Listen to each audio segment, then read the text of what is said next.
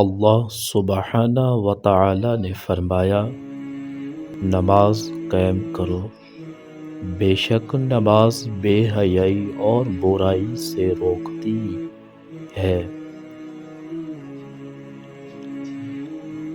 حقوق اللہ میں سب سے اہم نماز ہے۔ جس نے قصد ایک نماز چھوڑی وہ ہزاروں برس جہنم میں رہنے کا مستحق ہوگا جب تک توبہ قضا نہ کر لے۔ جب تم نماز نہیں پڑھتے تو یہ مت سوچو کہ وقت نہیں ملا، بلکہ یہ سوچو کہ تم سے ایسی کون سی خطا ہوئی کہ اللہ نے تمہیں اپنے سامنے کھڑا کرنا بھی پسند نہیں کیا۔